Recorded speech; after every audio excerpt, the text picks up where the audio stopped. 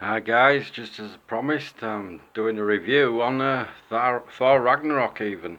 Um, just got him out of the packet, having a quick look at it. It's paint apps are fantastic, no blemishes, no issues whatsoever.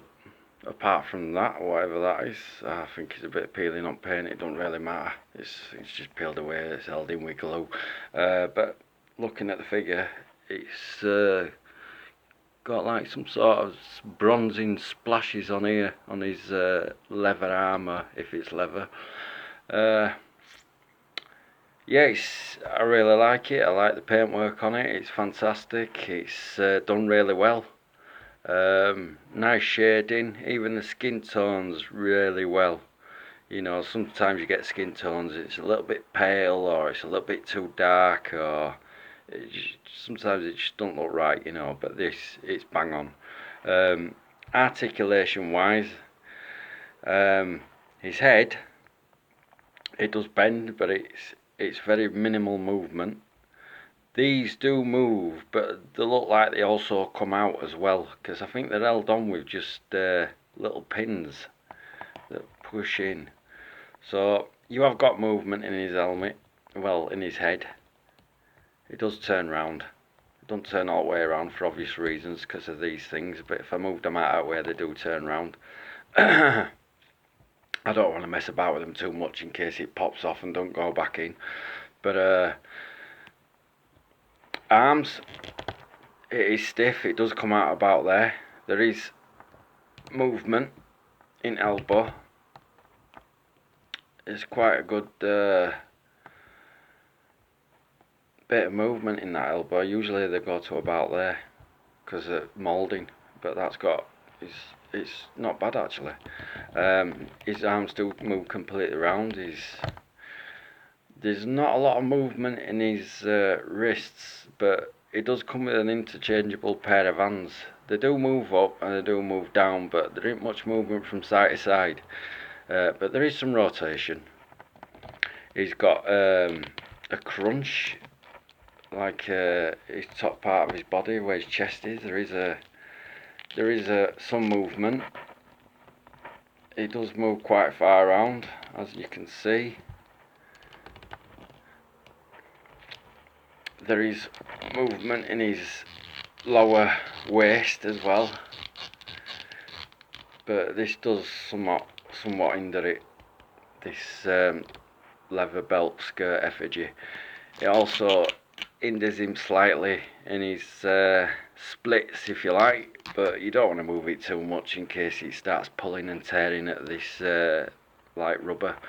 He has got a split top 5, very stiff. He has got double jointed knees. He has also got the standard pivot in his feet. It does move up and it does move down, but it don't really move from side to side. It's just his ankle type bottom of boot that move. Obviously with moving about a bit, it's not gonna stand too well. It doesn't stand too well anyway unless I'm on a perfectly flat surface. But apart from that, I do like the figure. There is some good detail on the cape, where it's like it's been scruffed a bit and pulled about a bit. That's pretty good.